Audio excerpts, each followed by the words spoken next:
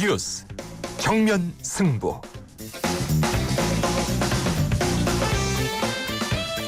여러분 안녕하십니까? 94.5 YTN 뉴스 FM 강지원의 뉴스 정면 승부입니다.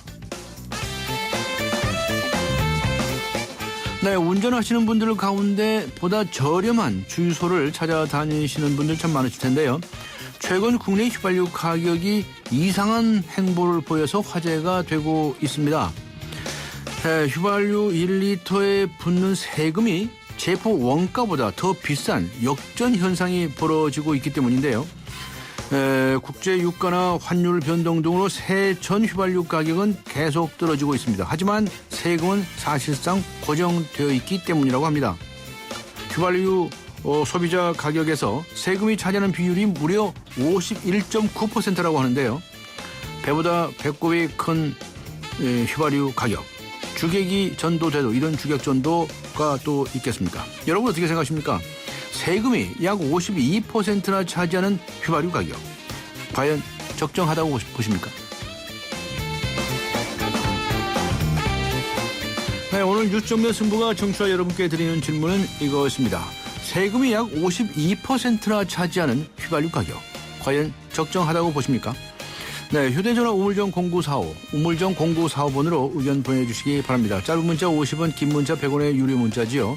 YTN 라디오 애플리케이션 예스로 듣고 계신 분들께서는 예스 게시판에 글을 남기셔도 됩니다.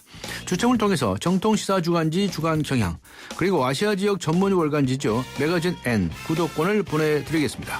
10월 7일 화요일 94.5 YTN 뉴스 FM 강지원의 뉴스 정면 승부 들어갑니다.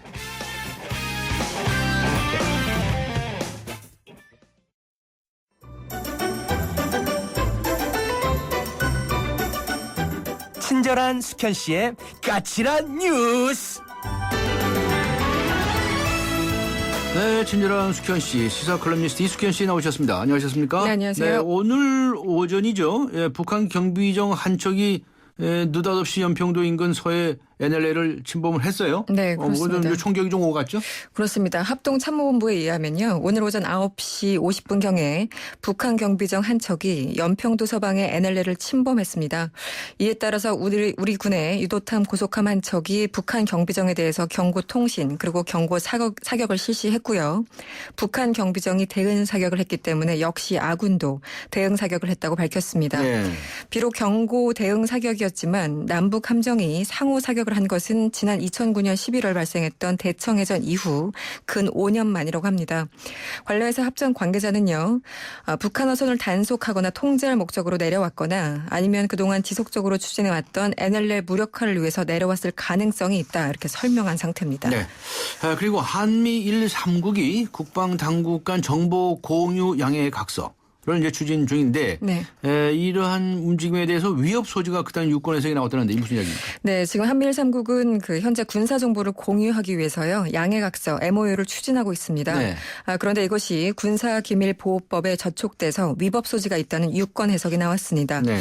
국회 입법조사처는요 군사기밀과 관련된 사항을 기관 간 약정으로 체결하는 경우에는 법적 구속력이 없고 또 군사기밀보호법과도 상충될 수 있다고 밝혔습니다. 한마디로 상대국이 우리나라 군사 기밀을 누설하더라도 법적으로 책임을 물을 수 없다는 겁니다. 사실 이 문제는 지난 2012년 이명박 정부까지 거슬러 올라갑니다. 당시에 밀실 추진하다가 거센 반발을 샀었던 한일정보보호협정 아마 기억을 하실 겁니다. 바로 이 MOU가 사실은 이 한일정보보호협정의 위장판이다 이런 지적이 있었는데요. 이제는 위법성 문제까지 본격적으로 불거져 앞으로 파장이 확산될 전망입니다. 네, 그리고 사이버 검열이란 말이 나왔죠. 네. 검찰이나 이런 수사기관에서 이 통신감청 그 영장 청구를 하고 네. 또 법원에서는 영장을 발부하고 하는 이 건수가 모두 증가한 것으로 나타났다면서요. 네, 그렇습니다. 새누리당 홍일표 의원이요. 대법원에서 받은 자료를 분석했습니다. 네. 수사기관의 통신 제한 조치, 쉽게 말해서 감청을 얘기하는데요. 이 감청 영장 청구는 지난 2011년 157건에서 2012년 125건으로 줄었습니다. 그러다 박근혜 정부 첫 해인 지난해에는 160건으로 증가했고요. 올 들어 상반기에만 90건이 넘게 청구됐습니다. 법원으로 가볼까요? 이 법원이 수사기관에 이번에 내준 감청영장 역시 2011년 135건에서 네. 2012년에는 다소 줄었습니다. 그러다 지난해 150건으로 대폭 증가했다는 결과가 나왔습니다. 네. 한마디로 법원의 영장 발부율은요. 지난해 무려 98.8%, 올해는 96.8%라는 계산이 나옵니다.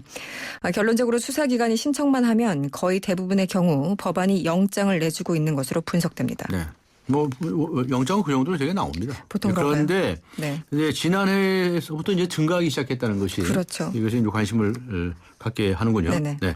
검찰의 사이버상의 그 허위 사실 엄정 대응 방침이 나오지 않았었습니까? 네. 그런데 이 방침이 또 법적으로 문제가 있다는 지적이 나오는데 이게 무슨 이야기입니까? 예, 법적으로 문제 있는 게 참 많습니다. 네. 네. 지난달 검찰은요, 이 사이버상 허위 사실을 잡겠다 이렇게 얘기를 하면서 수사 전담팀을 꾸렸습니다. 네. 하지만 역시 국회 입법조사처는요, 법적으로 문제가 있다고 지적하고 나왔습니다. 네. 여러 가지 근거를 들었는데 가장 중요한 거 일단 두 가지만 소개를 하겠습니다. 일단 명예훼손죄의 경우에는 개인의 사생활 보호라는 측면에서 친고죄 혹은 반의사 불법죄로 규정하고 있는데 고소고발 이전에 수사를 개시하다 보면 오히려 피해자한테 역으로 피해를 줄 수 있다고 지적을 했습니다. 또 두 번째는 대법원 판례를 보면 명예훼손 대상에는 정부 정책이나 정부 정책 담당자는 포함되지 않는다고 지적을 했습니다. 이 부분은 이번에 수사팀 구성의 배경과 밀접한 관련이 있는 것 같은데요. 어쨌든 국내 건실한 기업의 주가를 떨어뜨리고 언론 통제라는 국제적 망신을 당하게 한 검찰이 이제는 위법 논란에 휩싸이고 있는 그런 형국입니다. 네. 귀태가라고 기억하시는 분 있는지 모르겠습니다. 이제 정부를 비판하는 내용이죠. 네. 귀태가 그 현수막을 내걸었는데 이것이 지방공무원법 위반이다라고 해서 이제 재판을 받게 된 공무원이 있지 않습니까? 네. 판결이 나왔다고요. 네, 일단 그 부분은 무죄라고 나왔습니다. 네. 이 광주지법은요, 지방공무원법 위반 그리고 5개 광고물 관리법 위반 혐의로 기소된 백모 씨 등 전공로 소속 4명에 대해서 벌금 30만 원씩을 선고했습니다. 한마디로 5개 광고물 부분만 유죄로 인정한 겁니다. 이 공무원법상 집단 행위가 역시 이번 사건의 관건이었는데요.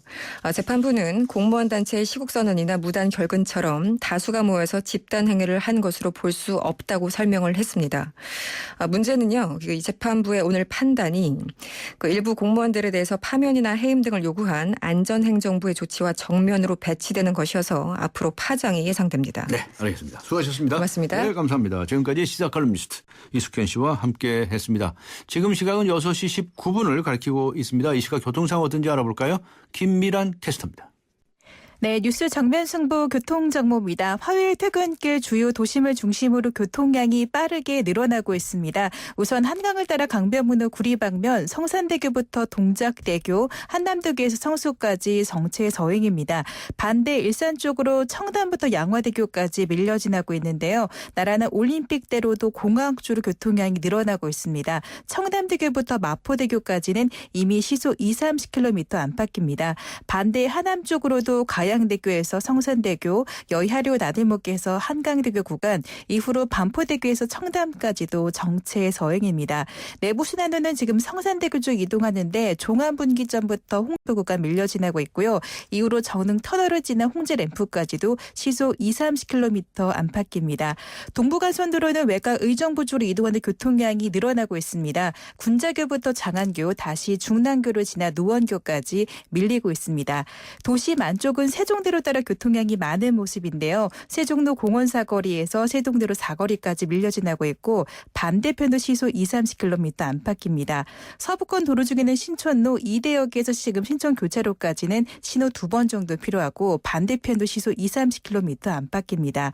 도심 한남대로 따라 강남 쪽 교통량이 꾸준히 모아지고 있습니다. 남천 1호선 이전부터 한남동 오거리까지 밀려 지나고 있고 주변 2, 3호선도 모두 강남 쪽으로는 속도가 내려가 있습니다. 지금 강남대로 따라 교통량도 상당히 많은 상태인데요. 교보타워 사거리부터 신사역까지는 양 방면이 정체입니다. 뉴스 정면 승부 교통정보였습니다. 대한민국의 하루, 여러분의 하루를 정리해드립니다. YTN 뉴스 FM 뉴스 정면 승부. 네, 국정감사가 오늘 시작이 됐습니다. 각 상임위원회별로 각종 현안에 대해서 여야 의원들의 질의가 이어지고 있는데요. 오늘은 국방부 국정감사 어떻게 되어가고 있는지 알아보도록 하겠습니다. 그동안에 국회의원들이 한 150여일 국회 활동을 안 했죠. 네, 거의 안 했는데 그런데 이제 국정감사가 열려서 오늘이 첫날입니다. 국정감사는 국회의원 의정 활동의 꽃이라고도 불리는데요. 이번 국정감사에서 국회의원들은 어떤 활동을 보여줄지 주목하지 않을 수가 없습니다. 먼저 국방부에 대한 국정감사가 어떻는지 알아보도록 하겠는데요. 국방위원회 위원장이시죠. 황진화 의원 연결하겠습니다. 안녕하세요. 예, 안녕하십니까. 네네. 황진화 국방위원장입니다. 네네, 수고 많으시죠. 오늘부터 국정감사 시작해 보시는데 소감이 어떠신가요? 그동안에 일 많이 안 하셨는데요. 글쎄 뭐 준비하느라고 애들을 많이 썼는데 예. 여야 간에 뭐 의사일정 합의가 안 돼서 그런 거죠. 예. 근데 아무튼 뭐 국정감사 그렇게 어렵게 시작이 되니까 네. 그래도 잘해야 되겠다 그런 각오를 가지고 합니다. 네, 오늘 이 문제 먼저 여쭤봤으면 좋겠는데 오늘 저 오전에 북한의 경비정이 서해 쪽에 그 NLL을 침범하지 않았습니까? 네, 맞습니다. 어떻게 파악하고 계십니까? 침범을 했었고요. 예. 우리가 경고 사격을 했고 예. 북한 쪽에서도 아마 그쪽에 대응 경고 사격을 해온 것 같습니다. 네. 그래가지고 우리가 더 여러 발로 집중적으로 경고 사격을 더 강하게 했어요. 네. 그랬더니 퇴각을 해서 네. 일단은 상황은 종료가 된 상태입니다. 네. 특별한 문제가 더 있을 것 같지 않아 보이죠? 제가 만일의 사태 대비해가지고 대비 태세는 분명히 하고 있다고 보고를 받았고, 예. 그리고 북한 측 경비정도 그쪽에 올라가서 이 조업 지도를 하고 있다고 합니다. 네, 알겠습니다. 경계를 늦추지는 않고 있습니다. 네, 알겠습니다. 자, 오늘 그 국방위가 처음 시작할 때 증인 채택 문제 가지고 시간이 많이 걸렸죠? 네, 한 1시간 실경했습니다. 어떻게 된 겁니까? 지금 이제 여야에서 채택하려고 하는 증인에 대해서 예. 서로 의견이 맞질 않아가지고 예. 일부가 합의가 안 됐습니다. 네. 그래서 아직까지도 여야 간에 좀 협의를 계속하고 있는 도중입니다. 네, 증인 채택 국정감사는 일단은 시작을 하자. 네. 증인 채택 때문에 자꾸 국정감사가 지연돼도 안 되지 않느냐. 네. 이렇게 저는 해서 네. 위원장으로서 우선 그냥 회의는 국정감사는 계속을 하고 예. 증인 문제는 계속 협의하는 걸로 지금 진행하고 있습니다. 아, 그렇군요. 그 위원장님께서 간신히 설득을 하셨군요. 이제 어렵사리 일단 그렇게 설득을 시켜서 하고 있습니다. 예. 지금 이번에 그 대상 기관은 전부 몇 곳이죠? 육해공군본부라든지 방사청, 병무청 이런 등등을 포함해서 53개 기관입니다. 와, 그런데 이 짧은 시간 동안에 그거 다 감사해 내시겠어요? 그러니까 시간이 뭐 짧고 그렇게 예. 뭐 야심 토론까지 해야 되고 뭐 전상 그렇게 될 것 같습니다. 네. 부실 감사 얘기 안 나올까요? 그렇게 되지 않도록 노력을 해야죠, 뭐. 제가. 예, 알겠습니다. 네. 몇 가지 좀 과제를 좀 여쭤보고 싶은데요. 네. 아무래도 이제 국민들이 제일 관심을 가진 것은 이 병영 부조리 문제 아닐까 싶습니다. 군대 내 가혹행위 얘기도 많이 있었고요. 그렇습니다. 예. 이거 어떻게 이번에 감사를 하시고 어떻게 지적을 하실 예정이신가요? 우선적으로 과거에 있었던 그런 대형 사고의 발생 원인 예. 그리고 조사 결과 네. 그다음에 조사 결과에 따른 사후 조치 이런 걸 좀 따져 묻고 있고요. 네. 그다음에 그 과정에서 나온 문제점 자기 부대 사고를 자기 부대 헌병이 하거나 자기 부대 수사기관이 한다는 것 자체가 문제가 있지 않느냐. 네, 네, 네. 뭐 이런 문제라든지 네. 좀 더 국민이 안심할 수 있도록 객관성을 보장하는 문제 예. 뭐 이런 거를 같이 물으면서 지금 군에서 준비하고 있는 그러한 이 개선 대책 예. 이것도 지금 따져 묻고 각 우리 국방위원들이 가지고 있는 자기 의견도 개진을 하고 또 이렇게 하면서 지금 저 국정감사에 임하고 있습니다. 네. 그 다음에 그 사드죠. 미국 미사일 방어 체계의 일부인데 한반도 배치 문제에 관해서는 지금 어떤 얘기들이 의원들 사이에서 오고 갔나요? 국방부 측 답변은 예. 비추로부터 공식 제의를 받았거나 그런 거는 하나도 없다고 없다. 합니다. 예. 그러나 그런 경우에 대비해서 입장이 뭐냐 하는 건 강력하게 우리가 입장을 세우라고 얘기를 하고 있고요. 네. 야측에서는 그걸 결정할 때 주변국의 거부 반응이 있기 때문에 네. 그 문제에 대해서도 심층 검토해야 한다. 네. 이런 것 때문에 좀 여야 간의 시각이 차이가 있습니다. 네. 미국 쪽에서는 뭐 협의를 했다 뭐 이런 식으로 보도가 여러 차례 나왔거든요. 근데 국방부 답변은 아직까지 공식적인 그 제안을 했거나 이런 건 없다고 합니다. 네, 그래요. 네. 누구 말이 맞나요? 우리나라 정보를 그러니까 믿어야죠. 뭐 저희는 국방부 측 우리 군의 답변을 뭐 믿어야 되지 않겠습니까? 글쎄, 그거 참 난감하다고도 할 수 있는데 국민들은 이거 알아야 되는데요. 네네. 그렇죠. 예. 자, 그 다음에 전작권 재연기 문제에 관해서 네. 얘는 오늘 얘기 안 나왔습니까? 물론 나왔습니다. 네. 전작권 문제는 지금까지는 몇 년도까지 우리가 전작권을 완전히 행사를 한다. 그러니까 이양을 받아서 완전히 한다. 예. 그래가지고 이제 목표 년도 중심으로 해서 협상을 했었는데 예. 한미 간에 합의가 된 것은 뭐냐면 몇 년도 몇 월 며칠부로 인수인계하듯이 이양을 한다는 게 중요한 게 아니고 네. 어쨌든 중요한 것은 북한의 위협이기 때문에 네. 북한의 위협이 변해했느냐 안 했느냐 네. 더 증대했느냐 이런 그 조건 예. 상황 조건에 맞춰서 네. 이제는 북한이 도발할 가능성이 거의 없어졌다라든가 예. 핵을 포기했다든가 예. 이런 조건을 가지고 이양 시기를 결정한다. 네. 이런 조건에 맞춰서 이양하는 그런 쪽으로 협의가 진행되고 있다 하는 보고를 받았습니다. 알겠습니다. 국방위원 위원장을 맡고 계시는데요. 자, 앞으로 국정감사 이 짧은 기간에 부실감사 소리 안 들으시려면 어떻게 진행하실 생각이신지 한 말씀 해주시기 바랍니다. 글쎄 위원장으로 할 수 있는 것은 여야가 네. 정부의 잘못한 부분은 분명히 지적을 해서 시정을 촉구하고 네. 정부로부터는 확실한 그 답변을 받아내는 게 제일 중요합니다. 네. 그렇게 해서 국정감사가 겉핥기식으로 되지 않도록 네. 제가 위원장으로서 리더십을 발휘해야 되겠다 이런 생각을 하고 네. 국민들이 기대하는 그런 국정감사가 정말 투명하고 효과 있고 생산적인 그런 감사가 될 수 있도록 노력을 하겠다 생각하고 있습니다. 네. 오늘도 늦게까지 하실 겁니까? 아마 늦게까지 할 것 같습니다. 아, 그래요? 네. 수고하시겠네요. 고맙습니다. 네. 감사합니다. 네. 네. 안녕히 계십시오. 지금까지 새누리당의 황진하 의원, 국회 국방위원장이죠. 네. 함께 했습니다.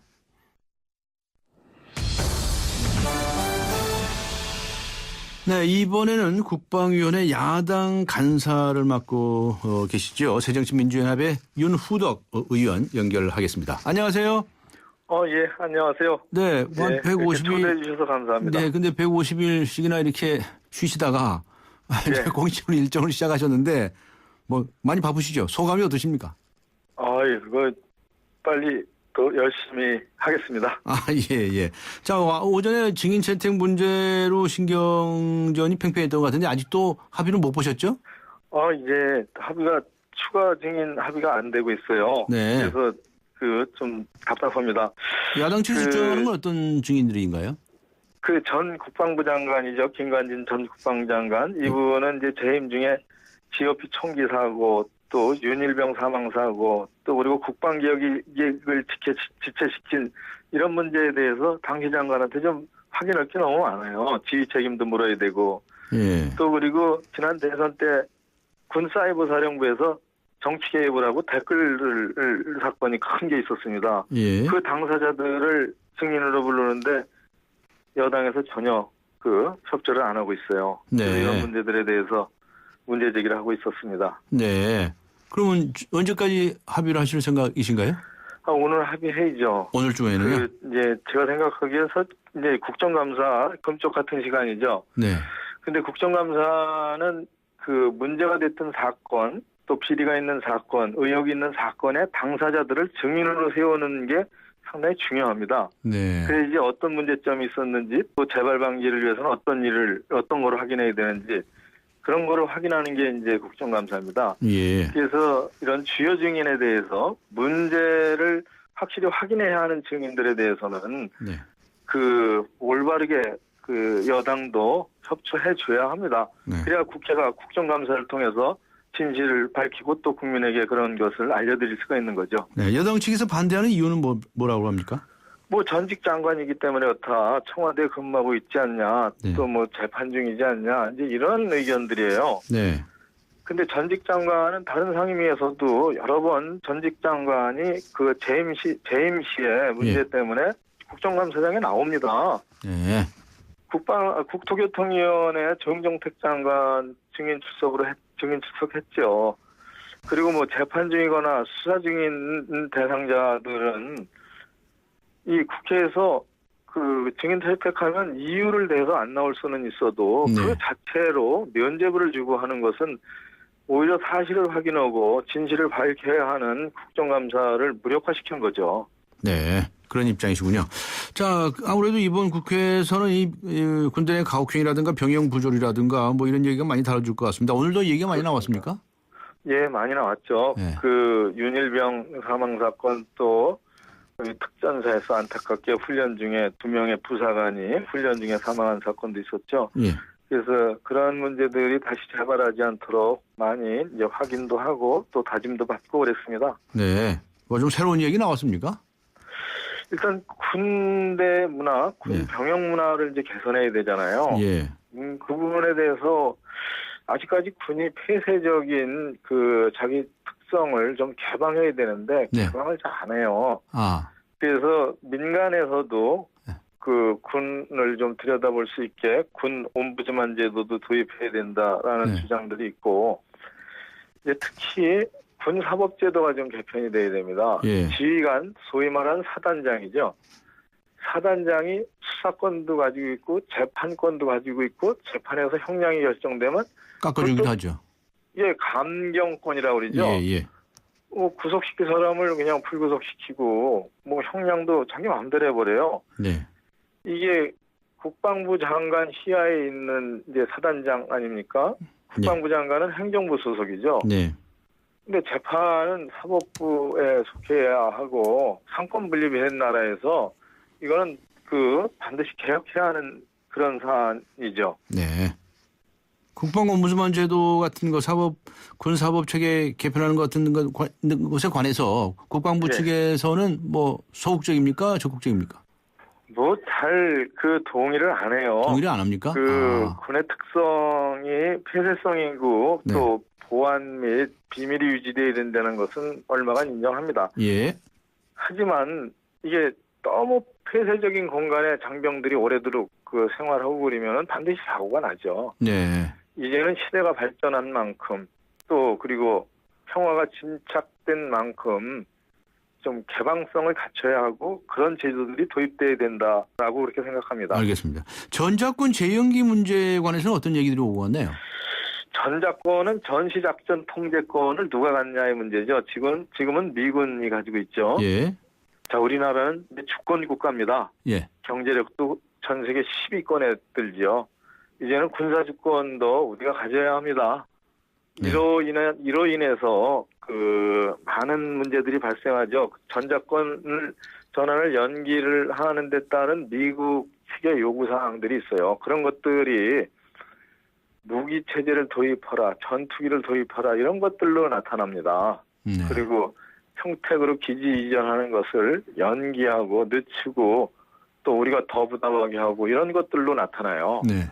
그래서 이게 원래 일정대로 주권국가로서 군사주권을 반환받아야 한다라고 그렇게 생각합니다. 네. 이제 이 정기 6기를 시작하셨는데 네. 그 뭐 부실 감사가 되는 얘기는 안 들으셔야죠. 근데 뭐 아니, 오래도록 준비했기 때문에 부실감사 그러지는 않을 겁니다. 국회의원 한 분이 발언하시는 게 7분이라면서요? 아, 이제 뭐 밤늦게까지 합니다. 밤 12시까지 하죠. 그래서 예. 그 우리 위원회는 15분이니까 네. 그 서로 시간을 지켜가면서 또 한 차례 하고 또 오고 또 오고 또 오고 이런 식의 운영 방식을 가지고 있는 거죠. 아, 예, 알겠습니다. 아무튼 모처럼 시작한 국정감사니까요. 소기의 성과 있으시기를 기대하겠습니다. 고맙습니다. 예, 네, 감사합니다. 고맙습니다. 지금까지 새정치민주연합의 윤후덕 의원이었습니다. 네, 강전의 뉴스 정면 승부 오늘 여러분께 이런 질문을 드렸었죠. 세금이 약 52%나 차지하는 휘발유 가격 과연 적정하다고 보십니까? 하는 질문이었는데요. 1716번님께서는 이렇게 문자를 보내주셨네요. 세금 폭탄이지요. 칼만 안 찼지 강도 수준입니다. 아주 세게 말씀하셨네요. 네, 휴대전화 우물정 0945, 우물정 0945번으로 의견 남겨주시기 바랍니다. 짧은 문자 50원, 긴 문자 100원의 유료 문자고요. YTN 라디오 애플리케이션 예스 듣고 계신 분들은 예스 게시판에 글을 남겨주시기 바랍니다. 잠시 후 2부에서 뵙겠습니다. 2014 YTN 연중기획 함께하는 미래 창조 대한민국 개그맨 이동우 씨입니다. 사람들이 주변에서 가끔 그렇게 이야기들을 많이 합니다. 너 그거 할 수 있겠냐라는 거죠. 그때마다 저는 대답을 합니다. 할 수 없으면 어떠니? 시각장애인들은 일상 자체가 도전일 수밖에 없다. 예를 들어서 밥을 먹는 행위, 심지어는 화장실에 가는 행위. 뭐 그런 것들이 사실은 다 도전인 거죠. 산다는 것은 도전. 뭐 꼭 높은 산을 올라가야 도전이고 큰 바다를 건너가야만 도전이고 그게 아니죠. 살겠다라고 하는 도전, 그 도전에 있는 희망. 이것이 같은 뜻의 단어인 것 같은데 하루하루를 진정한 행복을 느끼면서 살고자 한다면 바로 그 안에 대한민국의 희망과 미래가 함께 있다고 생각합니다.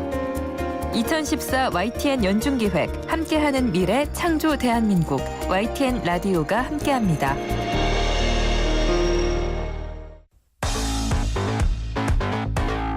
강지원의 뉴스 정면 승부. 네, 세금이 약 52%나 차지하는 휘발유 가격. 과연 적정하다고 보십니까? 네, 오늘 뉴스 정면 승부가 청취자 여러분께 드린 질문인데요. 짧은 문자 50원, 긴 문자 100원의 유료 문자입니다. 우물정 0945, 우물정 0945번으로 의견 남겨주시기 바랍니다. 추첨을 통해서 정통 시사주간지 주간 경향, 그리고 아시아 지역 전문 월간지죠. 매거진 N 구독권 보내드리도록 하겠습니다. 강정훈의 뉴스 정면 승부 2부 들어갑니다. 나이 들수록 매력을 더해가는 남자.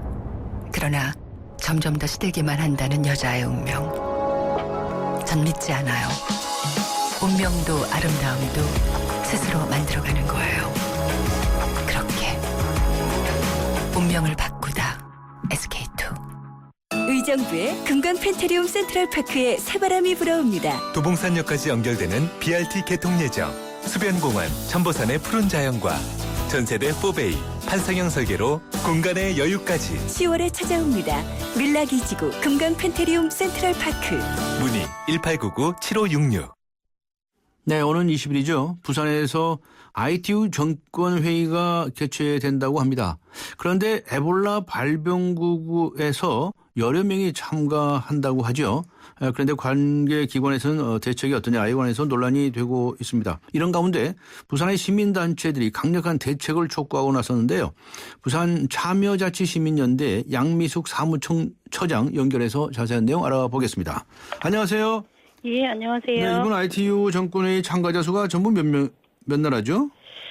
원래 이제 정권회의는 193개국에 3,000여 명이 보통 참가하는 그런 대규모 국제행사인데, 현재까지 스위스 본부에 참가를 신청한 나라는 113개국에 한 1,000여 명으로 알려지고 있습니다. 네. 여기에 그런데 에볼라 발병국으로 알려진 나라가 있다면서요?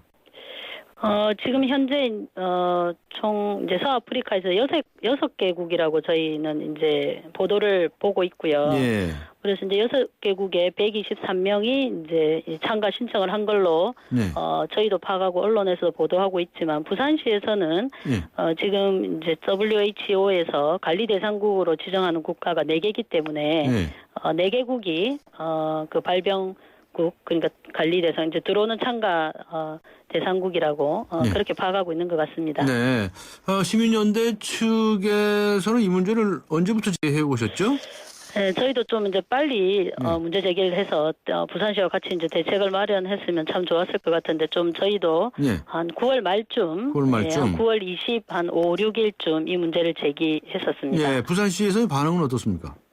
저희가 이제 보도 자료를 내고 공문을 따로 이제 발송을 했었습니다. 예. 근데 이제 그리고 나서 이제 반응을 봤을 때 이제 부산시가 정부랑, 그러니까 외교부나 미래부랑 이제 이렇게 비공개 회의를 한다고는 들었고, 거기에 대한 구체적인 반응은 없었는데, 어제 이제 공문을 보내왔습니다. 이게 10월 6일 날 공문을 보내왔는데, 그 공문 내용을 보면 일단 에볼라 그 바이러스가 발생할 가능성이 한국에서는 되게 낮고, 그리고 이제 다른 국가에서도 국제 회의가 정상적으로 개최되고 있고, 그리고 또 현재 검역 수준과 관리 체계로는 충분히 관리할 수 있다는 답변이 왔는데, 제가 알기로는 이제 국제적으로는 뭐 연기를 하거나 네. 그 발병국에 있는 사람들의 참가를 좀 제한하거나 이렇게 하고 있다고 뭐 다른 언론을 접하거나 아니면 외국 언론을 접해보면 다 그렇게 보도가 되고 있는데 네. 부산시는 일단 답변은 그렇게 왔었습니다. 네. 그래서 좀 어떻게 하실 생각이십니까? 지금 반대하시는 거죠? 반대 뭐 ITU 대회를 반대한다는 게 아니고 그러니까 그 그리고 발병국에서 무조건 오는 예. 그렇게 뭐 들어오는 거 자체를 뭐 외교적 문제가 있기 때문에 부산시나 뭐 정부에서 말한 것처럼 이제 대책을 마련하고 거기에 대한 그 대책이 충분히 시민들의 이렇게 공감을 얻을 수 있고 사회적 합의가 된다면 예.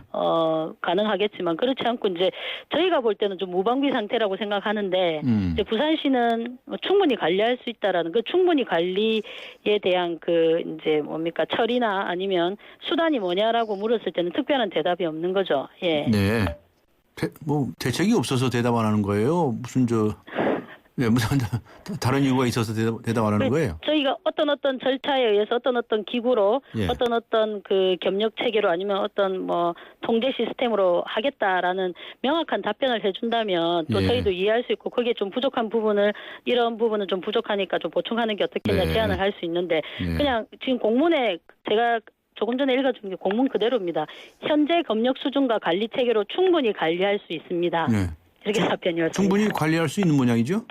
그러니까 어떻게 어떤 방식으로 어떤 도구를 구체적인 써서 방안을 내놔라? 관리하겠다는 전혀 없습니다. 알겠습니다. 그걸 이제 알 수 있게 설명을 해달라는 거죠. 네. 저희가 무조건 뭐 발병국으로 오지 마라 그럼 연기해라 이런 게 아니고 그건 이런 거로 대책과 대응을 세운다면 또 네. 이제 거기서 다른 방법이 충분히 찾아질 수 있는 거겠죠. 예. 예. 무조건 입국을 반대하는 것이 아니고 예. 충분한 대책이 세워져야 된다. 그리고 예. 구체적인 대책의 방법에 관해서 밝혀라. 이런 그렇죠. 예. 말씀이시군요. 시민들을 이해시키고 안심시켜야 되는 게 예. 지방 정부의 당연한 의무죠. 예. 네. 참 이게 좀 어려운 점이 있어요. 왜냐하면 또 이 발병국 사람들은 무조건 입국을 반대해 놓으면 그 발병국 사람들 전부 다 잠재적 보균자로 보는 셈이 되니까. 그렇죠. 그러면 네, 차별이라는 인종차별이니 뭐 이런 얘기가 나올 수가 있어서 참 이거 시민단체 활동을 하시는데도 주의를 하셔야 되겠네요.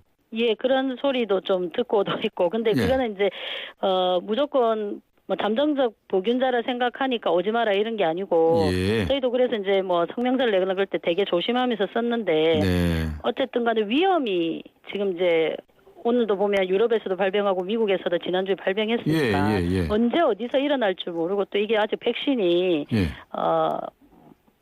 있는 게 아니기 때문에 여기에 대한 대책은 안전에 대한 그 생명에 대한 대책은 보수적으로 깐깐하게 세우는 거는 절대 뭐 누구로부터 요구를 듣거나 아니면 그거를 문제로 삼을 사람은 없다라고 생각을 하거든요. 저희는 그 문제를 제기한 겁니다. 알겠습니다. 정부나 뭐 부산시 측에서도 대책을 잘 세워야 되겠네요. 만일 이러다가 나중에 또 원하지 않는 사태가 발생하면 그 책임 크게 져야 되거든요.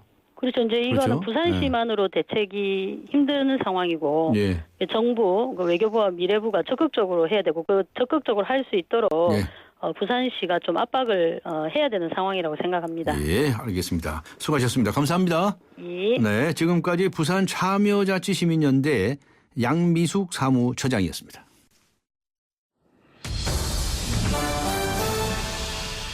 네, 앞서 들으셨듯이 이번 ITU 전권회의에 에볼라 발병국 참가자들이 입국하는 문제를 두고 시민사회에서 우리의 목소리가 나오고 있는데요. 이어서 이 감염의 위험성 같은 것에 관해서 좀 중점적으로 알아보도록 하겠습니다. 고려대학교 감염내과의 최원석 교수 연결합니다. 안녕하세요. 네, 안녕하세요. 네, 이 에볼라 방을병 국가에서 부산 그 ITU 전권회의에 참여를 하겠다 이렇게 신청이 돼 있는 상태라고 합니다. 네네. 이 에볼라 발병국 인사들이 한국에 입국하는 거 어떻게 보십니까?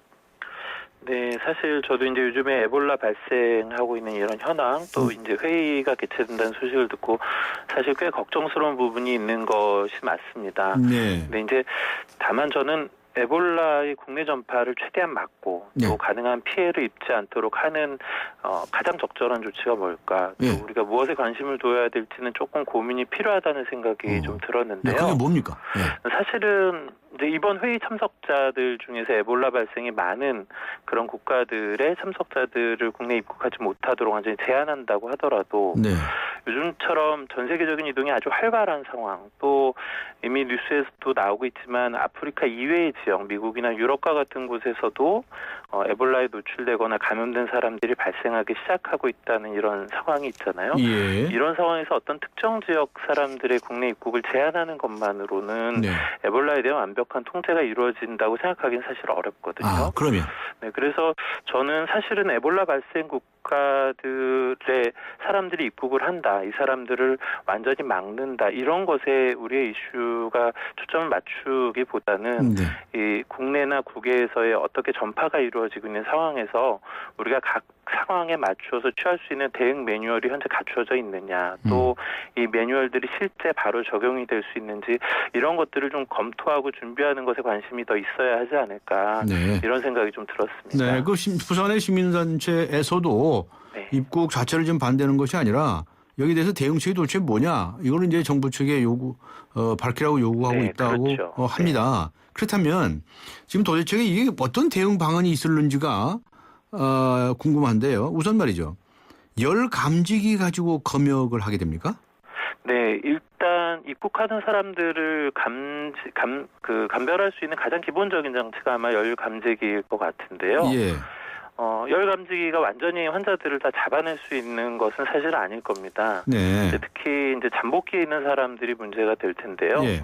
잠복기라는 게 어떤 병원체가 사람에게 감염이 되고 나서 증상이 생기기 전까지 이 기간을 이야기하는 건데, 네. 감염자가 잠복기 상태에 있었다면 당연히 발열이 없을 거고, 이 열 감지기로는 잡아낼 수가 없을 거라는 그렇겠네요. 거죠. 예. 그래서 이것만으로 통제가 완전히 가능하다고 생각할 수는 없을 겁니다. 네. 그 잠복기라는 게 며칠이나 되는지는 밝혀져 있습니까? 네, 잠복기는 지금 알려진 바로는 짧게는 한 이틀이나 3일, 길게는 한 3주 정도 되는 것으로 알려져 있습니다. 자, 그러면 이 잠복 감염, 이 열 감지기로 판별이 불가능하다면 다른 무슨 방법 없습니까? 이제 증상이 발생한 환자를 감별하는 데는 열감지 장치가 도움은 될 텐데요. 증상이 증상이 없는 사람, 그러니까 증상이 발생하기 전 단계에 잠복기 상태에 있는 사람이 문제입니다. 네, 네. 이런 사람들을 검사를 한다면 이제 침습적인 방법으로 혈액이나 체액을 채취하고 여기서 바이러스를 분리하거나 또 어떤 항원이나 항체 이런 검사들을 해야 될 텐데요. 네. 모든 입국자에 대해서 이런 검사를 일괄적으로 시행한다는 게 사실 현실적으로는 좀 어려움이 있을 거예요. 그 에보라 발생국이라고 WHO에서 얘기한 그 4개국 사람들에 관해서 이렇게 하면 인권 침해인가요? 일단 뭐 당연히 동의를 받아야 하는 동의를 받아서 있고요. 또 우리가 그 아프리카 국가들 말고도 사실은 발생 국가들이 좀 늘어나고 있지 않습니까? 네. 그런 국가들까지 어느 선에서 자를지에 대한 기준도 사실은 모호할 수 있죠. 그렇죠. 미국하고 영국에서 발생했다니까 미국이나 일본에서 오는 사람들 다 검사할 수도 없고요. 네. 참 그런 어려운 점이 있네요. 이 에볼라 바이러스라는 건 감염은 어떻게 해서 이루어집니까? 일단 이 바이러스는 감염된 사람 또는 뭐 동물 이런 것에 직접적인 접촉을 하거나 직접 접촉. 네, 이것들에서 그 호흡으로 됩니까? 아니면 무슨 공기로 전염? 네, 그러니까 이런 체액을 통해서 전파되는 게 주된 경로로 알려져 있고요. 말씀하신 것과 같은 공기를 통한 전파를 우려하시는 경우도 있는데요. 네. 현재까지 밝혀진 걸로는 공기 전파를 통해서 사람에게 감염이 발생했다는 증거는 아직 없는 것으로 알려져 있습니다. 아, 그렇군요. 그 만에 하나 말이죠.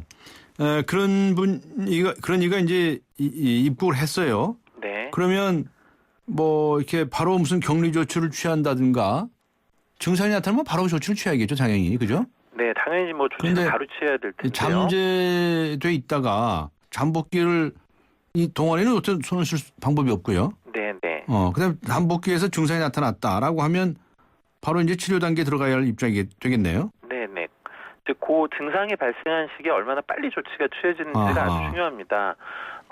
현재까지로는 잠복 상태에서는 이 체액을 통해서 바이러스 배출이 일어나지 않기 때문에 이 시기에는 전파는 일어나지 않을 것으로 생각하고 있는데요. 네. 증상이 발생하기 시작했다면 이제 체액을 통해서 바이러스가 배출이 될 거거든요. 그러니까 이제 이 상태에서 추가적인 노출자가 없이 바로 격리하고 치료하는 것으로 넘어갈 수 있도록 이런 방안이 있어야 되겠죠. 네.